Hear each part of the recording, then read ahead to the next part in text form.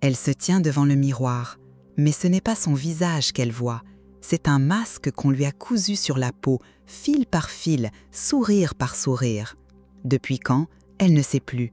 Peut-être depuis ce jour où on lui a dit « Une petite fille, ça ne crie pas ». Tu te souviens, toi aussi? Cette première fois où tu as avalé ta colère comme une pierre brûlante, où tu as appris que ta valeur se mesurait en décibels de silence? Sois sage, ma chérie. La phrase résonne encore, des années après. Sage. Un mot si doux qu'on n'entend pas les barreaux qu'il construit. Jung dirait que c'est là que commence la séparation, entre ce qu'elle est vraiment et ce qu'on attend qu'elle soit, entre son âme sauvage et la poupée qu'on veut fabriquer. À l'école, elle apprend l'algèbre et la géographie, mais surtout, elle apprend l'art de disparaître. Lever la main, mais pas trop. Réussir, mais pas trop. Briller, mais surtout ne pas éblouir. Les garçons peuvent conquérir le monde. Elle doit le servir avec grâce. La mère transmet le code secret, souvent sans le savoir. Tiens-toi droite, ne parle pas la bouche pleine. Une dame ne s'assoit pas comme ça. Chaque phrase, une nouvelle chaîne invisible. La mère elle-même fut dressée ainsi, génération après génération de femmes qui transmettent leur cage comme un héritage précieux. On ne naît pas femme obéissante, on la sculpte jour après jour avec des ciseaux faits de « tu devrais » et de « ce n'est pas convenable ». On prend une enfant libre et on lui apprend la chorégraphie de l'effacement, sourire quand elle a envie de crier, dire oui quand tout en elle hurle non, remercier pour des miettes qu'on lui présente comme des festins. Le plus cruel, les récompenses. Chaque fois qu'elle obéit, qu'elle se plie, qu'elle s'efface, on l'aime un peu plus. Quelle petite fille adorable, comme elle est bien élevée. L'amour devient conditionnel à sa capacité de se nier, et elle apprend vite, trop vite. Jung parlait de l'ombre, cette partie de nous qu'on enterre vivante. Pour la bonne fille, l'ombre, c'est tout ce qu'elle n'a pas le droit d'être, forte, en colère, ambitieuse, sexuelle, libre, tout ce qui déborde du moule parfait qu'on a dessiné pour elle. Si ces mots réveillent quelque chose en toi, laisse juste un mot dans les commentaires, je me souviens, ou même un simple point, pour que je sache que tu es là, derrière ton écran, en train de reconnaître ta propre histoire. Elle grandit, le corps change, mais les chaînes restent. Adolescente, elle découvre de nouvelles règles, pas trop maquillée, pas trop naturelle, pas trop prude, pas trop libre, un équilibre impossible sur un fil qui n'existe pas. Et toujours ce sourire qu'on attend d'elle, même quand elle saigne de l'intérieur. Les années passent, elle devient experte dans l'art de la performance. Au travail, dans la rue, en amour, elle joue le rôle à la perfection. Tellement bien qu'elle finit par oublier qu'il s'agit d'un rôle. La bonne fille devient sa peau, son identité, sa prison dorée. Et sans qu'elle s'en rende compte, elle devint une experte en disparition d'elle-même.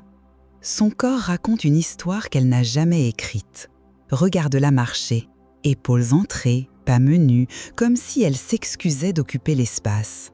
Ses mains, toujours occupées à arranger, ajuster, cacher. Une mèche rebelle, un pli sur la jupe, un sourire qui s'affaisse. Elle a appris très tôt que son corps n'était pas le sien. C'était un territoire à conquérir, à dompter, à présenter. Tiens-toi droite, mais pas trop. Souris, mais pas trop. Chaque partie d'elle soumise à un manuel invisible de bienséance féminine. Le miroir est devenu son tribunal quotidien. Elle s'y juge avec des yeux qui ne sont pas les siens, des yeux composites, faits de tous les regards qui l'ont un jour mesuré, pesé, évalué. Trop de ceci, pas assez de cela. Son corps est devenu un projet perpétuel d'amélioration, jamais un lieu de paix. Assise, elle croise les jambes, toujours, même seule. Le corps a mémorisé la contrainte au point qu'elle est devenue nature. Prendre le moins de place possible, se faire oublier, disparaître tout en étant là. Un paradoxe qu'elle maîtrise à la perfection. Tu sais ce moment, n'est-ce pas, quand tu réalises que tu retiens ton ventre depuis quand déjà? Que tes épaules sont contractées en permanence, que tu ne respires qu'à moitié, comme si l'air aussi devrait être rationné. Le corps féminin se devrait être un temple de puissance et de plaisir, mais on en a fait une vitrine, un objet d'exposition permanente, jamais assez parfait pour mériter le repos. Elle porte des talons qui font mal, des soutiens-gorge qui serrent, des sourires qui fatiguent les joues. Tout ça pourquoi? Pour qui? La violence est subtile. Ce n'est pas qu'on l'oblige, c'est qu'on la récompense quand elle se plie bien. Un compliment par-ci, une validation par-là. Tu as maigri, ça te va bien. Traduction, tu existes moins, c'est mieux. J'aime quand tu es naturel, mais pas trop naturel, juste ce qu'il faut de naturel travaillé. Dans l'intimité, son corps continue de performer. Même dans l'amour, elle calcule ses gestes. Est-ce que je suis belle sous cet angle? Est-ce que je fais les bons bruits? Son plaisir passe après l'image qu'elle donne. Elle fait l'amour comme elle fait tout le reste, en spectatrice d'elle-même. Le plus tragique, elle croit que c'est normal, que toutes les femmes vivent dans cette prison de chair surveillée, que c'est ça être féminine. Elle ne sait pas que d'autres façons d'habiter son corps existent, des façons sauvages, libres, entières. Son corps porte les marques invisibles de tous les noms qu'elle n'a pas dits. Cette tension dans la nuque, les fois où elle a baissé la tête au lieu de la relever, cette douleur au ventre, les vérités qu'elle a ravalées, ses épaules qui tombent, le poids de toutes les attentes qu'elle porte. Si tu veux briser ce sortilège, commence par respirer. Maintenant, profondément. Sens comme ton corps résiste, c'est normal, il a oublié qu'il avait le droit d'exister pleinement. Parfois, la nuit, quand personne ne regarde, elle s'étire, vraiment. Elle prend toute la place dans le lit. Elle respire à plein poumon. Et pendant quelques secondes, elle retrouve ce qu'elle était avant qu'on lui apprenne à se plier, avant qu'on lui enseigne que son corps était un problème à résoudre. Mais le matin revient toujours, avec lui le corset invisible. Elle se lève, s'habille, se maquille, remet le masque corporel, reprend la posture de la bonne fille, sourit au miroir qui ne lui rend jamais son vrai visage. Elle croyait que c'était de l'élégance, c'était de l'effacement. L'amour, lui a-t-on dit, se gagne en avalant ses mots. Chaque oui forcé, chaque sourire de façade, chaque colère ravalée, autant de points sur sa carte de fidélité affective. Plus elle se tait, plus on l'aime. C'est mathématique, c'est cruel. Tu es tellement facile à vivre.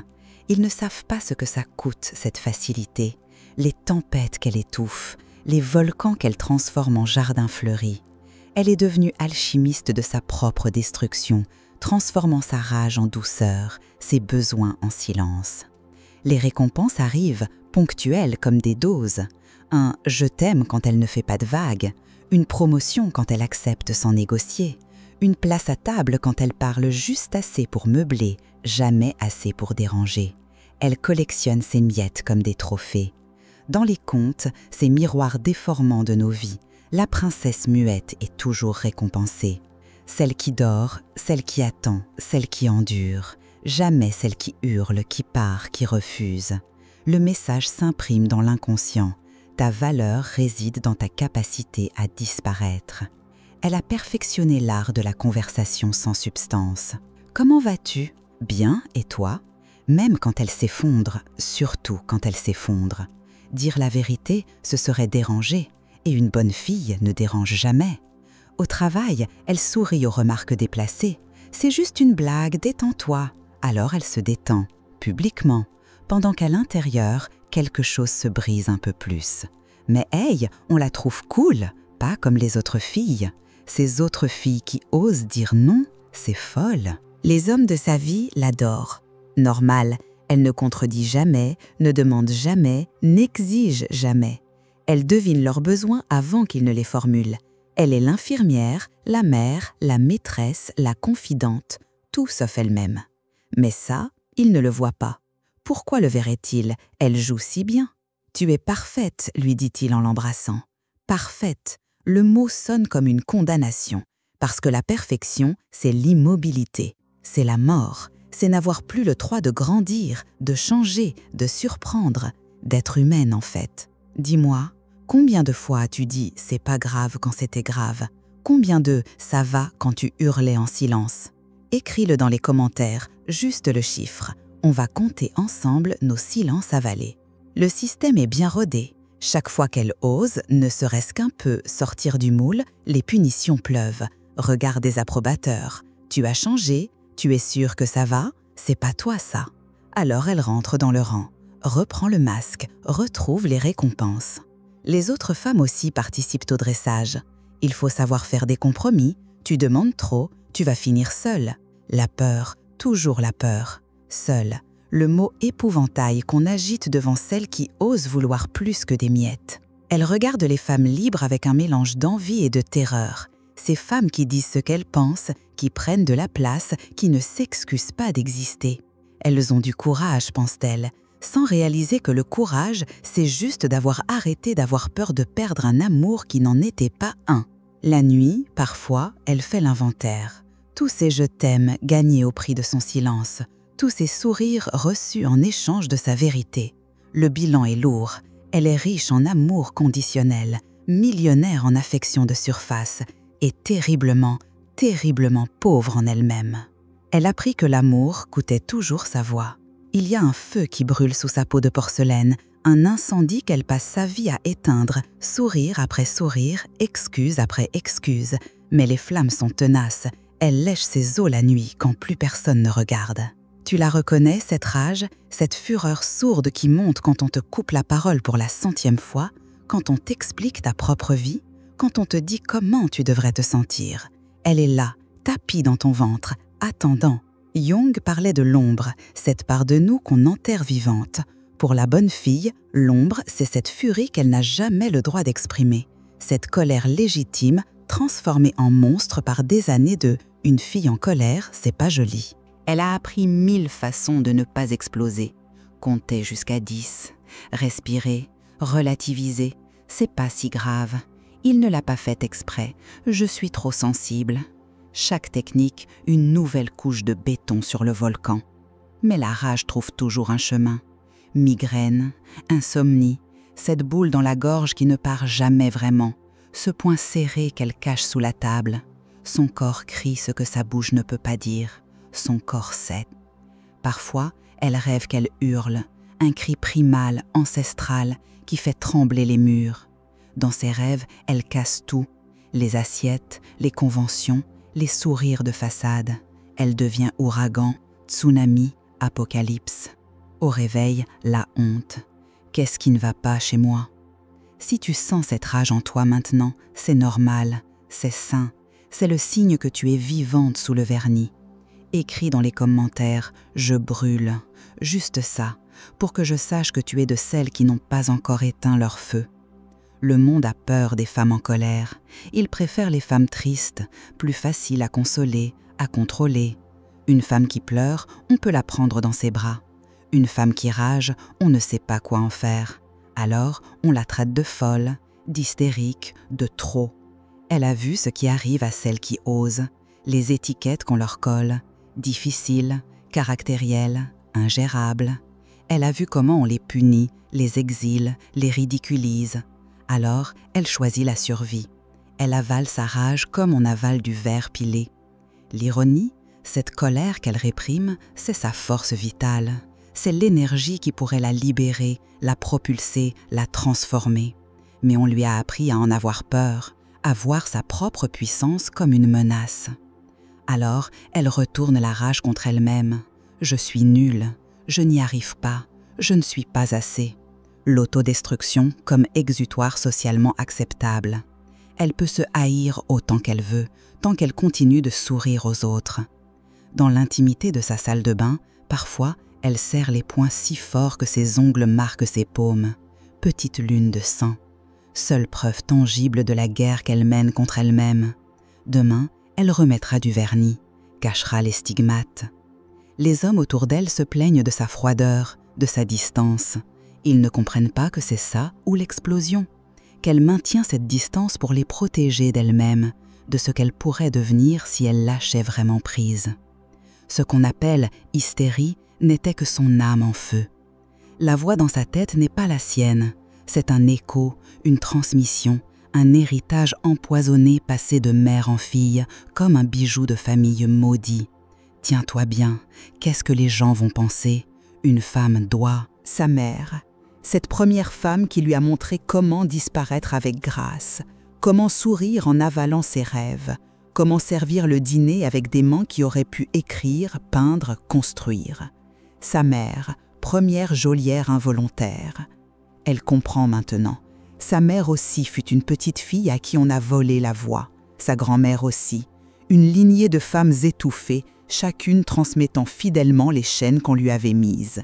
L'amour maternel teinté de cette terrible loyauté à la souffrance. « Je veux mieux pour toi », disait sa mère en lui apprenant exactement les mêmes prisons. Mieux, mais pas différent. Mieux, mais pas libre. Le paradoxe déchirant de ces mères qui veulent sauver leurs filles en les noyant dans les mêmes eaux.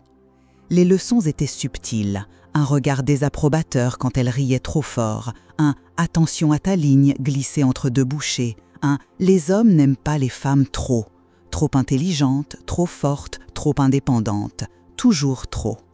Elle porte en elle toutes ces femmes, leurs peurs, leurs renoncements, leurs compromis. Quand elle hésite à dire non, c'est leur voix qu'elle entend.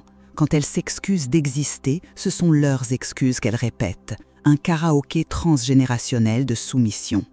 Le plus douloureux, l'amour est réel. Sa mère l'aimait en l'emprisonnant, croyait la protégeant en l'amputant. Ses mains qui tressaient ses cheveux le matin étaient les mêmes qui tissaient ses chaînes. Comment haïr celle qui vous a donné la vie en vous apprenant à la gâcher? Elle se surprend parfois à répéter les mêmes gestes, les mêmes phrases. C'est pour ton bien. Le cycle qui se perpétue malgré ses promesses de faire différemment. La programmation est si profonde qu'elle opère en pilote automatique. Si tu es mère et que tu lissocies, respire. Ce n'est pas ta faute. Tu as fait avec les outils qu'on t'avait donnés. Mais maintenant, tu peux choisir, briser la chaîne, écrire « Je choisis » dans les commentaires si tu es prête. Dans ces moments de lucidité, elle voit le piège. Comment elle est devenue sa propre gardienne de prison. Plus besoin de barreaux extérieurs quand on a intériorisé la cage. Elle se surveille, se censure, se punit elle-même. Efficace. La libération passe par un deuil, celui de la mère parfaite qu'elle n'a jamais eue. Celle qui lui aurait dit « Prends de la place, fais du bruit, dérange, vis ». Accepter que cette mère n'existe pas, n'a peut-être jamais existé nulle part. Pardonner, peut-être, mais d'abord voir, vraiment voir, les mécanismes, les transmissions, les loyautés invisibles. Comprendre qu'elle peut aimer sa mère et refuser son héritage, que la gratitude n'oblige pas à la répétition. Certains soirs, elle imagine sa lignée de femmes, toutes debout derrière elle. Au lieu de pousser dans la même direction, celle du silence, elle les imagine l'encourager à dévier, à casser le moule, à être celle que aucune d'elles n'a pu être. Elle portait le rêve brisé de toutes celles qui l'avaient précédée. Un mardi matin ordinaire, elle se regarde dans le miroir de l'ascenseur et ne reconnaît personne. Ce visage souriant, ces vêtements choisis pour plaire, cette posture étudiée, qui est cette étrangère? Le masque est devenu si lourd qu'il menace de la faire tomber. L'épuisement a un goût métallique. Elle le sent chaque matin en avalant son café. Cette fatigue qui ne part pas avec le sommeil. Cette lassitude d'os qui vient de porter un costume trop petit depuis trop longtemps. Son âme déborde de partout. Au bureau, elle continue la performance. Oui, bien sûr, pas de problème, je m'en occupe. Mais les mots sonnent creux maintenant, comme un disque rayé. Elle entend sa propre voix de l'extérieur et ça lui donne envie de vomir. Cette fausseté, cette abdication permanente. Jung appelait ça l'effondrement de la persona, ce moment où le masque social devient insoutenable, où l'écart entre qui on prétend être et qui on est vraiment devient un gouffre. Elle est au bord de ce gouffre, en équilibre instable. Les signes étaient là depuis longtemps, ces crises de larmes dans la voiture, ces moments de rage pure sous la douche, cette envie de tout plaquer qui revient de plus en plus souvent, son vrai moi qui cogne contre les parois, demandant à sortir. Elle scrolle Instagram, toutes ces femmes parfaites dans leur vie parfaite. Elle sait que c'est faux. Elle poste les mêmes mensonges. #blessed, living my best life. Pendant qu'à l'intérieur, elle hurle. La dissonance est devenue insupportable. La nuit, elle fait des listes, tout ce qu'elle voudrait dire, faire, être. Les listes s'allongent, ses journées restent les mêmes. Le décalage entre ses désirs et sa vie est devenu un canyon. Elle ne sait plus comment traverser. Si tu sens que ton masque craque, c'est le début de ta libération. Laisse-le craquer. Écris « Je craque » dans les commentaires. On est nombreuses au bord du gouffre et c'est là que les ailes poussent. Le corps lâche en premier. Migraine chronique, dos bloqué, anxiété qui serre la poitrine. Le corps dit ce que la bouche ne peut pas. Il refuse de continuer la mascarade. Grève générale des organes qui en ont marre de mentir. Elle essaie de tenir. Double dose de café, cours de yoga, méditation app. Tous ces pansements sur une hémorragie existentielle. Elle crête les symptômes en ignorant la cause. Elle vit la vie de quelqu'un d'autre. Les relations s'effritent. Normal, elles étaient construites sur du sable. Les gens aiment la bonne fille, pas la femme en dessous. Quand elle commence à montrer ses failles, ils reculent. Tu as changé. Oui, elle commence à exister. Un soir, elle rentre et ne peut plus. Plus sourire, plus prétendre, plus jouer. Elle s'assoit par terre, encore en manteau. Et elle reste là, vide. C'est ça, le fond. Quand même respirer demande trop d'énergie. C'est dans ce vide que quelque chose peut enfin naître. Quand il n'y a plus rien à sauver du personnage. Quand la performance s'arrête faute de combattante. Dans ce silence post-bataille, elle entend enfin sa vraie voix, faible mais têtue. Ce jour-là, elle comprit que jouer la joie, c'était trahir son cœur. Ça n'a pas commencé par un grand cri, juste un « non » murmuré un jeudi après-midi. « Tu peux rester tard ce soir ?» Non. Le mot est sorti tout seul, petit, rond, parfait. Un caillot dans l'engrenage. Elle a eu peur, puis elle a souri, un vrai sourire cette fois. La révolution des bonnes filles ne fait pas de bruit. C'est une révolution de velours, une insurrection à pas feutrer. Elle ne claque pas les portes, elle les ferme doucement, mais fermement, et elle ne les rouvre plus. Elle commence par des détails, porter ce rouge à lèvres vulgaire, dire « je ne sais pas » au lieu d'avoir toujours une réponse arrangeante, laisser sonner le téléphone, petites désobéissances qui lui font un bien fou, chaque règle brisée, une bouffée d'oxygène. Le matin, elle prend son café assise, entièrement assise, pas debout en préparant le petit déjeuner des autres, pas en vérifiant ses mails, juste assise, présente. C'est révolutionnaire. 15 minutes volées à la machine, 15 minutes où elle existe. Les autres ne comprennent pas. Qu'est-ce qui t'arrive? Rien, tout. Elle arrête juste de mourir à petit feu. Mais ça, elle ne le dit pas. Elle hausse les épaules. Nouveau geste dans son répertoire. L'indifférence polie face aux attentes démesurées. Jung dirait qu'elle entame son individuation, ce processus par lequel on devient enfin soi-même. Non pas celle qu'on attend qu'elle soit, mais celle qu'elle est vraiment. C'est chaotique, c'est magnifique, c'est terrifiant. Elle découvre des goûts qu'elle ne savait pas avoir. Cette musique qu'elle trouvait trop bruyante, elle l'adore en fait. Ces livres qu'elle n'osait pas lire, ils la nourrissent. Elle avait passé tant d'années à aimer par procuration qu'elle doit tout réapprendre. Le plus dur, dire non aux gentils, ceux qui veulent son bien, ceux qui l'aiment comme elle est, comprenez comme elle était. Sa transformation les dérange. Normal, elle ne rentre plus dans la case. La case était confortable, pour eux. Si tu veux t'abonner pour qu'on continue ce chemin ensemble, fais-le. Mais seulement si ton cœur dit oui. Ici, on ne force plus rien, on choisit. Elle apprend la puissance du silence, pas celui de la soumission, celui du choix. Ne plus se justifier, ne plus s'excuser, juste être. Les phrases commencent à s'espacer, l'air circule. Elle découvre qu'elle n'est pas obligée de combler tous les vides. Dans son carnet, nouveau rituel, elle écrit ses vérités, celles qu'elle n'ose pas encore dire à voix haute. « J'en ai marre, je mérite mieux, je ne t'aime plus ». Chaque phrase, une pierre posée pour son futur chemin. Son corps change aussi, pas en poids ou en forme, en présence. Elle marche différemment, s'assoit différemment, prend sa place au lieu de la négocier. Ses épaules se redressent, son regard se lève, gravité retrouvée. Les pertes sont réelles, des amitiés superficielles qui s'évaporent, un conjoint qui boude, une famille qui s'inquiète. Le prix de l'authenticité. Elle pleure ses deuils, puis elle respire. plus légers sont tous ses poids morts. Elle ne cria pas, mais son silence fait trembler les murs. La voilà, debout dans sa cuisine, un matin sans importance particulière, sauf que tout a changé. Elle boit son thé, elle a arrêté le café, trop nerveux, et elle sent chaque gorgée, présente, entière, libre. Ce n'est pas qu'elle soit devenue rebelle, c'est plus subtil. Elle a simplement arrêté d'obéir aux voix qui n'étaient pas la sienne. Toutes ces injonctions, ces « il faut », ces « tu devrais », évaporées. Reste sa voix, claire, indiscutable. Elle ne sourit plus par défaut. Son visage au repos n'est plus une excuse permanente. Parfois, elle fronce les sourcils. Parfois, elle rit vraiment. Son visage raconte enfin sa vraie histoire, pas celle qu'on veut lire.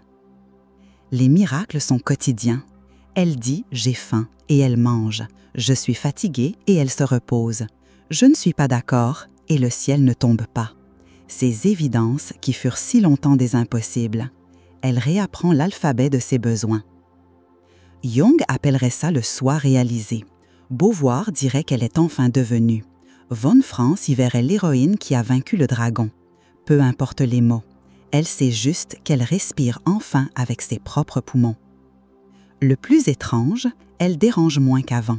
Cette femme authentique est moins problématique que la bonne fille anxieuse. Parce que la vérité, même inconfortable, est plus reposante que le mensonge perpétuel. Les gens s'ajustent ou partent, c'est leur choix.